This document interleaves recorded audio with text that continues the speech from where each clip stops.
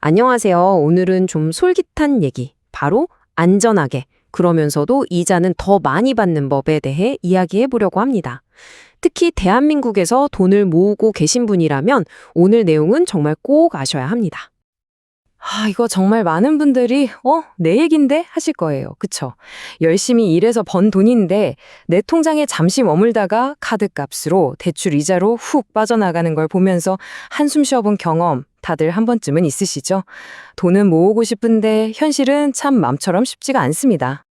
바로 이 지점에서부터 이제 머리가 아파오기 시작하는 거죠.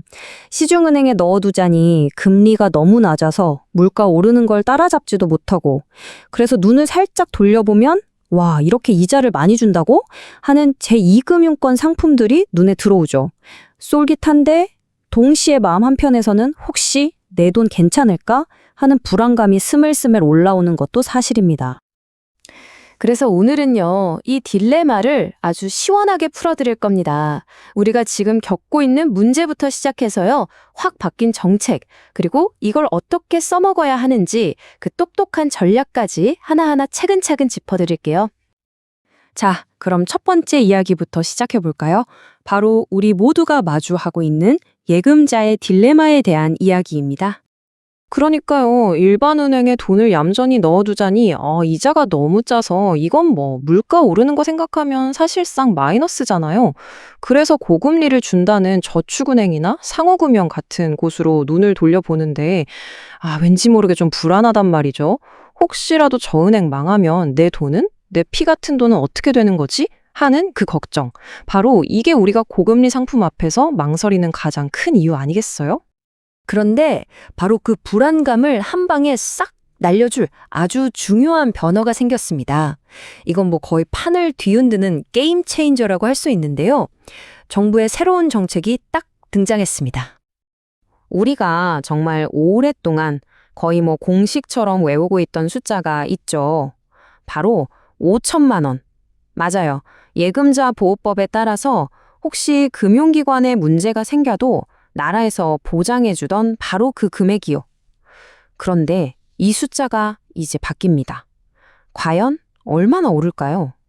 정답은 바로 1억 원입니다. 무려 2배로 뛴 거죠. 와, 근데 여러분, 이건 단순히 숫자가 2배가 됐다. 이걸 넘어서는 의미가 있어요. 이제 우리의 재테크 칸 자체를 완전히 새로 짜야 할 만큼 엄청난 변화가 시작된 겁니다. 보시는 이 내용이 바로 그 공식적인 발표입니다. 금융위원회가 무려 24년 만에 예금보호 한도를 1억 원으로 올리겠다고 했고요. 시행일은 2025년 9월 1일부터입니다. 자, 이제 우리 돈을 지켜주는 안전망이 2배로 더 튼튼해진 거죠. 자, 그럼 이제부터가 중요합니다. 1억 원 보호. 이게 구체적으로 뭘 의미하는 건지 그 핵심 내용들을 하나씩 아주 꼼꼼하게 파헤쳐 보겠습니다.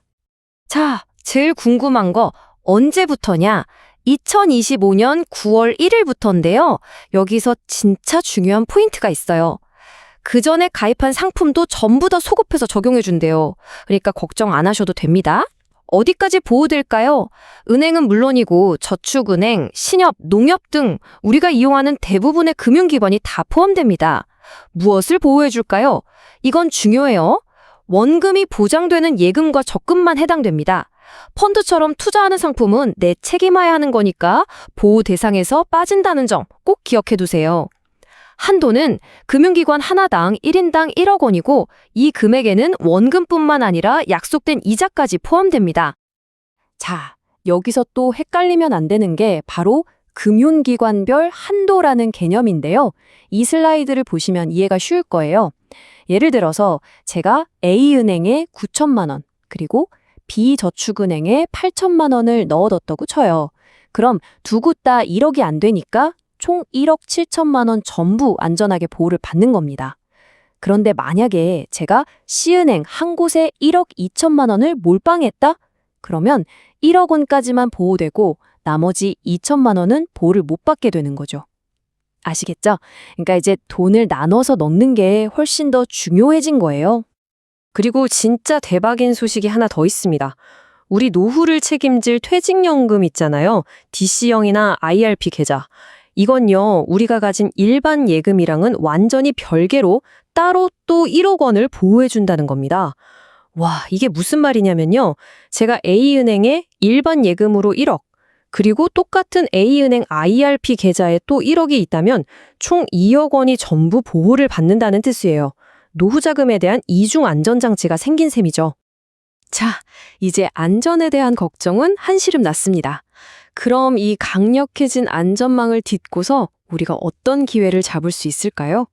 드디어 고금리 상품의 세계로 한번 들어가 보겠습니다.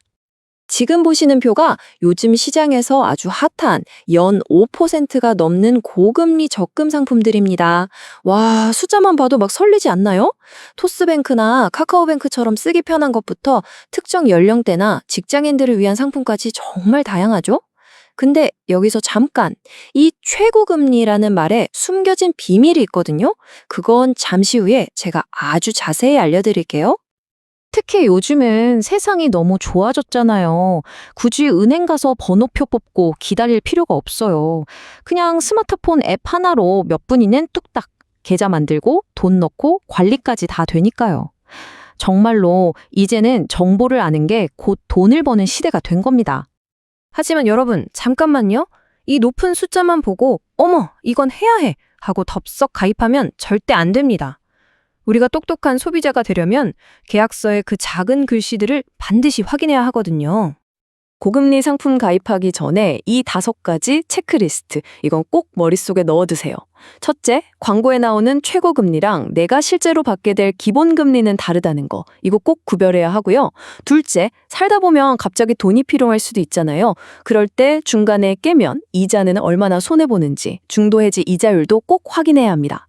그리고 마지막으로 내가 매달 꼬박꼬박 돈을 넣는 스타일인지 아니면 돈 생길 때마다 자유롭게 넣는 걸 좋아하는지 내 성향에 딱 맞는 상품을 골라야 끝까지 갈 수 있어요. 이게 실패하지 않는 비결입니다. 그래서 오늘 내용 중에 딱 하나만 기억해야 한다면 바로 이겁니다.